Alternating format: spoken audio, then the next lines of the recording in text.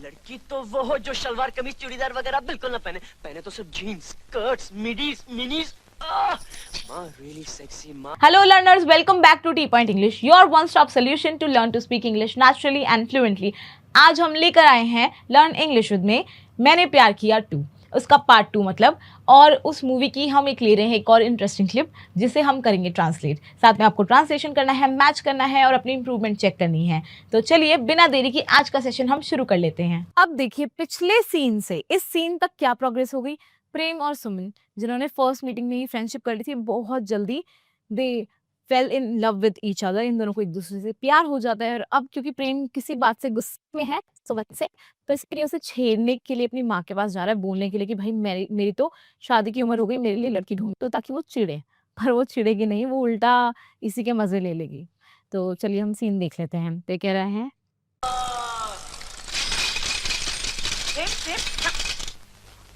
माँ, मुझे तुझसे एक बहुत इंपॉर्टेंट डिस्कशन करनी है। क्या? तुझे मेरी कोई फिक्र है कि नहीं? क्यों, क्या हुआ? क्या हुआ? अब ये कह रहे हैं मुझे तुझसे बहुत इंपॉर्टेंट डिस्कशन करनी है। हम कहेंगे mom I need to have a very important discussion with you. I need to have a very important discussion with you. Yeah, I want to discuss something important with you. तो फिर ये बोल रही है, ये बोल रहा है तुझे मेरी कोई फिक्र है नहीं। Do you फिक्र care for me at all? क्या आपको मेरी कोई फिक्र है? क्या आपको मेरी कोई ज़रा भी फिक्र है? Do you care for me at all? तो ये पूछ रही क्यों, क्या हुआ, वाई। फिर हम ये कह रही है व्हाट हैपेंड, क्या हुआ, व्हाट हैपेंड। तो कह रहा है व्हाट हैपेंड, क्या हुआ, ये क्या पूछ रहे हो। माँ, तूने मेरी तरफ कभी गौर से देखा है? मैं जवान हो चुका हूँ माँ, तेरी शादी वादी कराने के नहीं। अच्छा बच्चों, अभी से शादी वादी के ख्याल आने लगे? माँ, तो अभी कह रहा है तूने मेरी तरफ कभी गौर से देखा है। Have you ever looked at me properly? क्या आपने कभी मेरी तरफ गौर से देखा है। तो फिर ये कह रहे हैं मैं जवान हो चुका हूँ माँ। अब देखिए यही फर्क है, लड़के मस्ती मजाक में ये बातें अपनी मॉम से कह सकते हैं, लड़कियां जनरली ऐसी बातें नहीं करती हैं, उन्हें थोड़ा शर्म आ जाती है। तो कह रहे हैं मेरी शादी वादी करानी है, मैं अब जवान हो चुका हूँ। आई एम ऑल, जवान को क्या कहेंगे, ग्रोन अप। ग्रोन अप यानी कि मैं बड़ा हो गया हूँ, जवान हो गया हूँ। फिर ये कह रहे हैं मेरी शादी वादी करानी है कि नहीं। Are you planning to get me married or not? मेरी शादी वादी कराने आपका ऐसा कोई प्लान है या नहीं है, या हम कह सकते हैं are you going to get me married और नॉट, या आर यू प्लानिंग टू। तो फिर ये कह रही है अच्छा बच्चों अभी से शादी के ख्याल आने लगे। तो हम कहेंगे ओ रियली, ओ रियली किडो, you are already,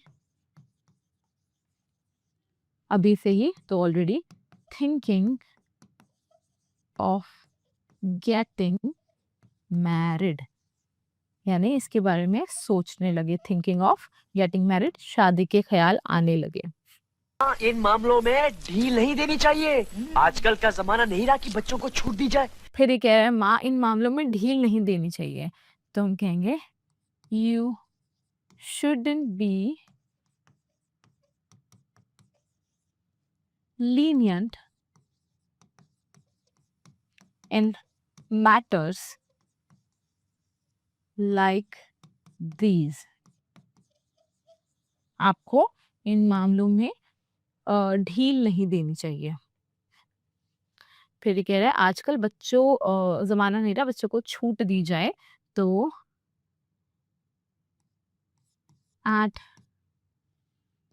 today's time You shouldn't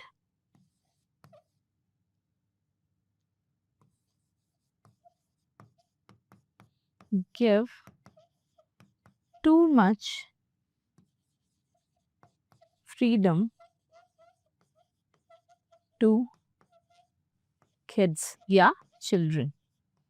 आपको बहुत ज़्यादा वो नहीं देनी चाहिए, छूट नहीं देनी चाहिए. तो and in today's time, I'm sorry, not at. In today's time, you should not give too much freedom to kids. बच्चों को ज़्यादा छूट नहीं देनी चाहिए.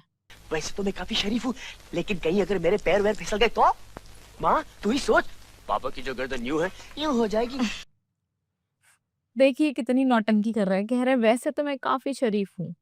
तो हम कहेंगे जनरली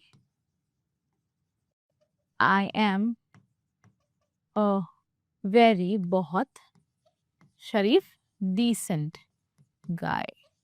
गुड गाय भी बोल सकते हैं, डिसेंट ज्यादा ठीक है. But what if I lose control, मेरे पैर फिसल गए तो आई लूज कंट्रोल. देखिए दोनों का एक ही मतलब, वो पैर फिसल गए यानी कि जब आपका कंट्रोल चला जाता है तभी तो आपके पैर फिसलते हैं. तो हम कह सकते हैं lose control. What if I lose control या आई गो ऑफ ट्रैक, मैं रास्ते से भटक जाऊं. ठीक है. तू ही सोच, जस्ट इमेजिन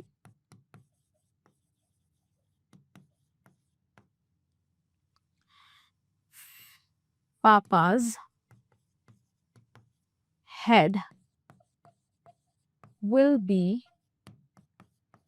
lowered, कह सकते हैं, हम कह सकते हैं bowed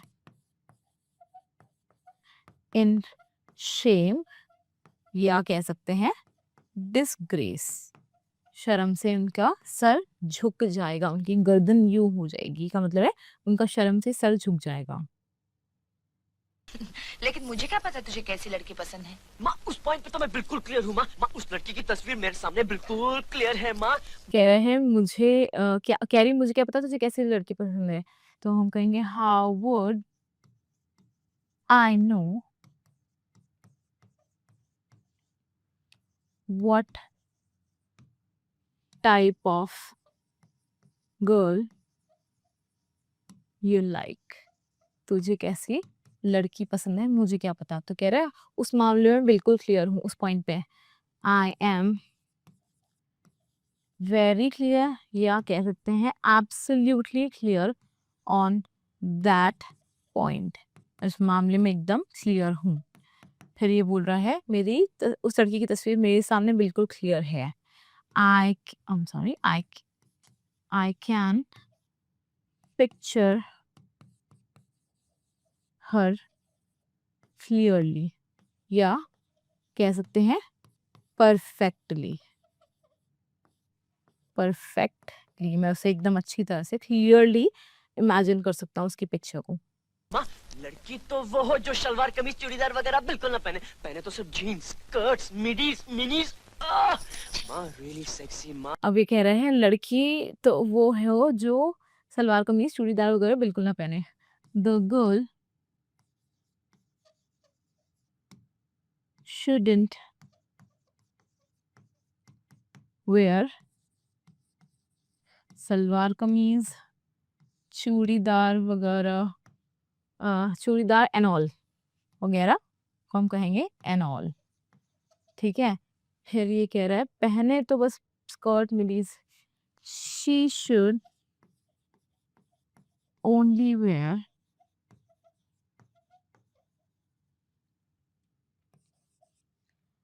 where jeans skirt midis minis, ये सारी चीजें वगैरह वगैरह. फिर ये कह रहे हैं माँ रियली सेक्सी. माँ अपनी माँ के सामने भाई कैसी बातें कर रहा है. तो वो कह रहा है कि बहुत ही सेक्सी हो, ऐसी लड़की चाहिए. माँ उसके बाल बिल्कुल बड़े ना हो, छोटे छोटे हो, पॉप कट. माँ वो ये हो वो हो. लेकिन बड़ों की इज्जत, हम उम्र से अपनापन और छोटों को प्यार, ये सब गुण कहाँ होंगे. अब देखिए जानबूझ के सुमन को छेड़ने के लिए बोल रहा है क्योंकि वो सलवार कमीज पहनती है. तो वो बोल रहा है कि ये सब पहनने वाली तो मुझे बिल्कुल नहीं चाहिए. उसके एकदम लंबे लंबे बाल है तो जान के कह रहा है कि मुझे लंबे बाल बिल्कुल भी नहीं चाहिए. तो ये कह सकते हैं she shouldn't have long hair.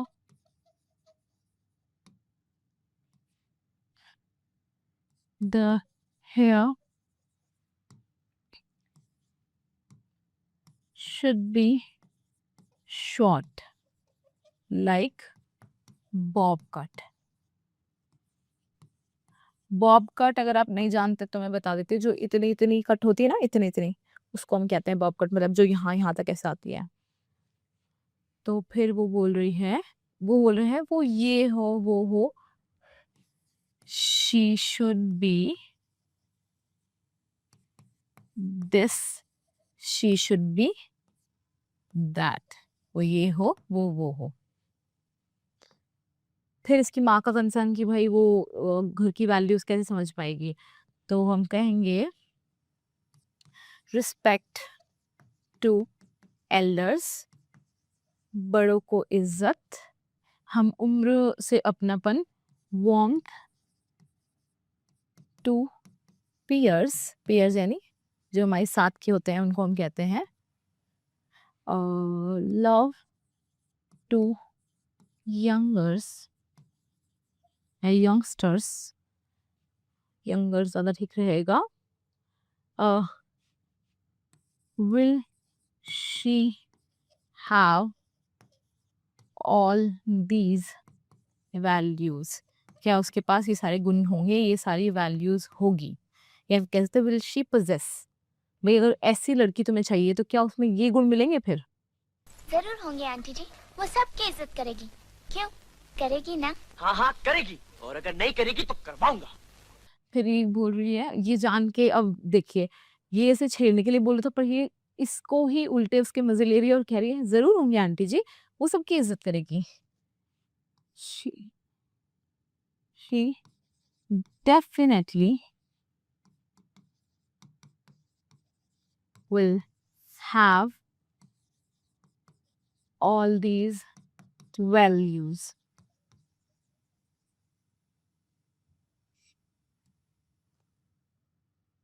She will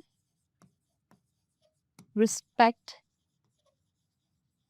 everyone, वो सबकी इज्जत करेगी।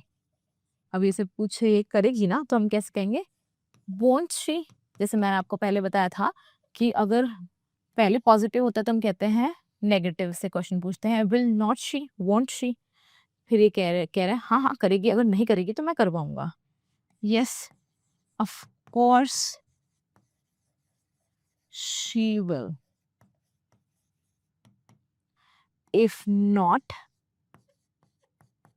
I'll make sure she does, कि वो इज्जत करे, मैं ये मेक श्योर करूंगा। So this brings us to the end of the video. आपको वीडियो कैसी लगी इसका फीडबैक देना ना भूलें। आपको अगर वीडियो अच्छी लगी तो वीडियो को लाइक कर दीजिए और चैनल को ज़रूर से सब्सक्राइब कर दीजिए, क्योंकि देखिए आपकी लाइक और सब्सक्राइब कमेंट्स, इन्हीं चीज़ों से हमें पता चलता है कि आपको वीडियो कैसी लग रही है, आपको वीडियो पसंद आ भी रही है या नहीं आ रही है। हमें मोटिवेशन मिलती है कि हम इसी तरह से और अच्छा काम करते रहें, क्योंकि देखिए ये सारी चीज़ें करने में बहुत मेहनत जाती है और थोड़ा मोटिवेशन, थोड़ा सपोर्ट तो उसके बदले में बनता ही है। तो चलिए हम आपसे नेक्स्ट वीडियो में मिलते हैं, तब तक के लिए goodbye and thank you.